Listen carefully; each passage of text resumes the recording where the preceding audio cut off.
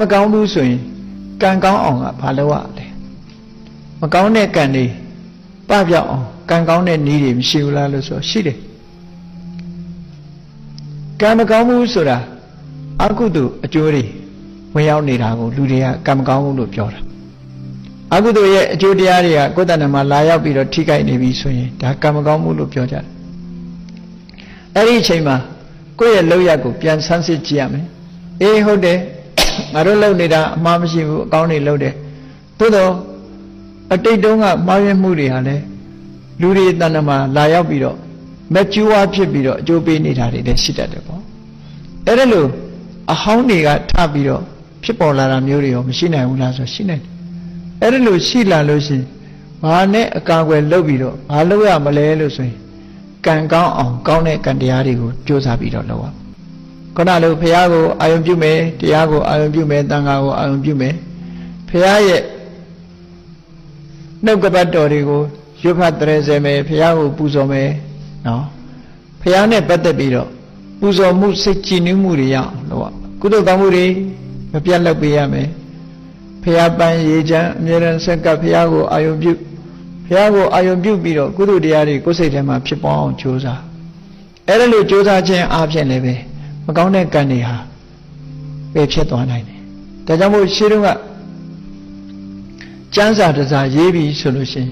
ကျမ်းတစ်ကျမ်းရေးတယ်ဆိုတော့ပြီးအောင်ရေးနိုင်ဖို့တော်ခဲတယ်အမှန်တမ်းကြီးလေးတဲ့တာဝန်ကြီးတစ်ခုကိုလုပ်တာအစကနေအဆုံးထိစာတအုပ်ရေးရတယ်ဆိုတာအမှန်တမ်းခဲရင်တာမန်ပုဂ္ဂိုလ်တွေဆိုလဲမရေးနိုင်ကြဘူးအဲ့လိုရေးနိုင်ဖို့အတွက်ဒါဖေတော်မောင်တော်ရေးတာပြောတာမဟုတ်ဘူးနော်အလေးနဲ့စာကြီးတွေကိုရေးပြီဆိုလို့ရှိရင်မလုပ်ရတော့အဲ့ဒီရေးနေတဲ့စာကြားမှာယောဂဝေဒနာဖြစ်လာမယ်ဆိုရင်ပြီးအောင်ရေးနိုင်မှာမဟုတ်ဘူးမကြမ်းမမာတွေဖြစ်လာရင်လည်းပြီးအောင်ရေးနိုင်မှာမဟုတ်ဘူးတခြားအနှောင့်အယှက်တွေဝင်လာရင်လည်းပြီးနိုင်မှာမဟုတ်ဘူးအဲ့ဒါကိုဈာဖြတ်ဝင်လာတာကိုအန္တရာယ်လို့ခေါ်တာပါဠိစကားအန္တရာယဈာဖြတ်ဝင်ရောက်လာတဲ့အနှောင့်အယှက်အတွင်းထဲမှာဈာဖြတ်ဝင်ရောက်လာတဲ့အနှောင့်အယှက်တွေကိုအန္တရာယ်လို့ပြောတာအဲ့ဒီအန္တရာယ်တွေကိုပယ်ဖြောင်းနိုင်မှုအတွက်ရှေးဥစွာဘုရားကိုရှိခိုးကြတယ်ရှိခိုးပြီးတော့ဘုရားရဲ့ခုံတော်တွေကိုယ်စိတ်ထဲမှာနှလုံးထဲမှာထုံထားလိုက်တော့အဲ့ဒီကုသိုလ်ကံရဲ့စွမ်းအားကြောင့်ဈာဖြတ်ဝင်ရောက်မဲ့အကုသိုလ်တွေကမလာနိုင်တော့ဟန်တာမိတာဖြစ်သွားတယ်ဒါကြောင့်မလို့မကောင်းတဲ့ဒီကံဆိုးမိုးမောင်တွေကိုယ်တဏ္ဍာမှာဖြစ်ပြီးဆိုတဲ့အခါမှာဖြစ်လာနိုင်တဲ့အရေးအယောင်တွေရှိပြီဆိုတဲ့အချိန်မှာဘာနဲ့ကာကွယ်ရတယ်လဲလို့ဆိုဘုရားကိုအာရုံပြုပြီးတော့ဘုရားနုတ္တိကိုများများပွားရမယ်ဘုရားနုတ္တိကိုပွားတယ်ဆိုတော့ဘုရားရှိခိုးတာတာမန်ဩဃာတနဲ့ရွတ်ပြီးတော့ဘုရားရှိခိုးတာမျိုးတင်တဲ့ပို့ပြီးတော့အရေးကြီးတာတော့ဘုရားရဲ့ဂုဏ်တော်တွေကိုအာရုံပြုပြီးတော့ကမ္မထမ်းထိုင်တယ်လို့မြတ်စွာဘုရားရဲ့ဂုဏ်တော်တွေကိုနှလုံးသွင်းဆင်ခြင်ပြီးတော့အချိန်များများဒီတရားတွေနဲ့မြတ်စွာဘုရားကိုပူဇော်ပါတယ်ဆိုတာလုပ်ပြီးတဲ့အခါမှာကိုလုပ်တဲ့ကုသိုလ်ကောင်းမှုတွေအားလုံးကိုမမြင်ရတဲ့တရားတွေကိုနိဗ္ဗာန်မှာရှိတဲ့အိမ်ဆောင်တတ်တွေပါတွေဒါတွေကိုအမြတ်တမ်းပေးဝေရအဲ့ဒီအမြတ်တမ်းပေးဝေခြင်းအဖြစ်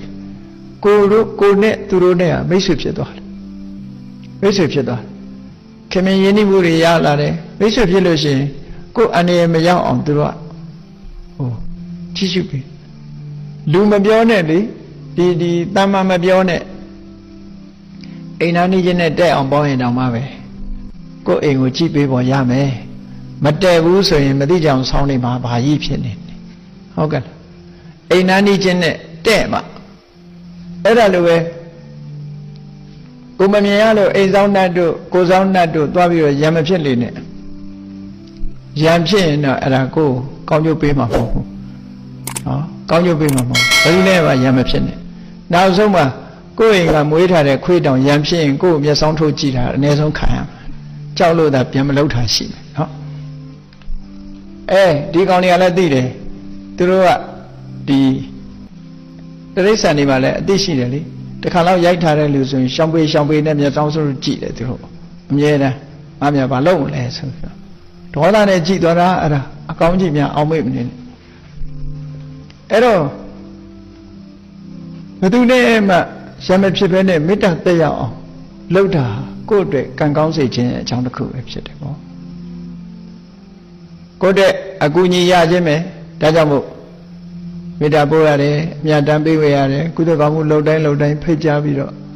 သူတို့ကိုအရေးတယူလုပ်ပေးတာဟာမိတ်ဆွေတောင်မှလမ်းတွင်ရင်ကိုကအရင်ခေါ်ရတယ်အရေးတယူနှုတ်ဆက်ရင်ရင်းနှီးတယ်မခေါ်ခြင်းတလို့လှုပ်သွားရင်ဒီလူနောက်ပြီးတော့သူကလည်းမခေါ်ခြင်းတလို့ပြန်လှုပ်မှာပဲနောက်ကြလူချင်းတောင်ဒီလိုဖြစ်တတ်တာအဲ့ဒါကြောင့်မလို့ကံကောင်းအောင်လုပ်ဖို့ဆိုဒီမှာကိုယ်တိုင်ကရှင်ထဲကအမုန်းကင်းပြီးတော့မေတ္တာဘာဝနာတွေမြတ်မြတ်ပွားပြီးတော့လုပ်မယ်ဖရာကိုအာယုံပြုပြီးတော့မေတ္တာတွေဘာဝနာတွေပွားမယ်ဆိုလို့ရှိရင်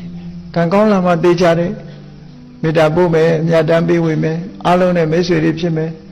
အရာရာမှာစိတ်ကြည်နူးမှုတွေရလာတဲ့အခါကိုတွေးတာတွေကိုကြံတာတွေကိုလှုပ်တာတွေလည်းလမ်းမှမော်ရောက်လာနိုင်အဲ့ဒါလို့မဟုတ်ဘူးကံကောင်းကြောင်းမလားမကောင်းတာတွေနဲ့တွေ့စိတ်ကညစ်ဆိုပို့ဆိုးတာအဲ့ကြလို့ရှိရင်ပို့ဆိုးသွားနိုင်တယ်အဲ့ဒါလို့မဖြစ်ရလေအောင်ဘယ်သူပဲဖြစ်ဖြစ်ကံကြမ္မာရဲ့အလှည့်အပြောင်းကံကောင်းတဲ့အခါကောင်းတယ်မကောင်းတဲ့အခါမကောင်းဘူးမကောင်းတဲ့အခါမှာကောင်းအောင်လုပ်ပုံလုပ်နည်းရတော့အဲ့ဒီနည်းပဲမေတ္တာပွားမယ်ဘုရားကိုအာရုံပြုမယ်စင်မိပန်းရေချမ်းလှူဒန်းမယ်နော်ဆုတောင်းတာမတောင်းတာအသာထားလူတွေကဆုတောင်းတာပဲဥစားပေးတယ်နော်တောင်းနေဖြစ်စေမတောင်းနေဖြစ်စေကိုယ်စိတ်ကြည်နူးမှုကအဓိကကြတယ်ဘုရားကုံတော်တွေကိုကိုယ့်ရဲ့ရင်ထဲနှလုံးထဲရောက်အောင်တည်ငြိမ်အေးချမ်းမှုကိုပေးနိုင်တဲ့မျိုးဖြစ်အောင်လုပ်အောင်ပြီးပြီဆိုတော့မှကိုယ့်ရဲ့ wish ကိုဖော်ပြတာဆုတောင်းတိုင်းကတော့မရဘူးပေါ့ဆုတောင်းတိုင်းရလို့ရှိရင်ဘာမှလုပ်နေနဲ့ထိုင်ပြီးတော့သာဆုတောင်းစာဝဲအောင်လို့ရှိရင်ဒီ9လုံးပါပါစေ6လုံးပါပါစေထိုင်းတာဆုတောင်းနေစာမကျက်နဲ့ရမှာမဟုတ်ဘူးနော်အဲ့ဒါကြောင့်မလို့ဆုတောင်းရုံနဲ့ဘယ်ရမှမရဘူးဆုတောင်းတယ်ဆိုတော့ wish ကိုဖော်ပြတာပဲဖြစ်တယ်ဆုတောင်းတာလိုချင်တဲ့ဆန္ဒရဲ့နောက်မှာလုံလဝိရိယတို့အသိဉာဏ်တို့ဆိုတာလိုက်ရတယ်ပေါ့အဲ့ဒီလိုအကြောင်းကျိုးစီလျော်စွာအလုံးလုံးမှကောင်းကျိုးချမ်းသာတွေဆိုတာရနိုင်တယ်အဲ့ဒီလိုအချက်တွေကိုသိတာကိုလည်းပဲမြတ်စွာဘုရားဟောတာဖြစ်သောကြောင့်ဗုဒ္ဓဆိုတဲ့ဂုဏ်တော်ထဲမှာအရာခသိန်းကိုတည်စွမ်းနိုင်တဲ့အသိဉာဏ်ရှိတယ်မြတ်စွာဘုရားလို့ဆိုတာကိုအာယုံပြုပြီးတော့နှလုံးသွင်းဆင်ခြင်ခြင်းအပြင်မိမိအတွက်ကံကောင်းလာနိုင်တယ်ဆိုတာကိုယုံကြည်ကြရမှာဖြစ်တယ်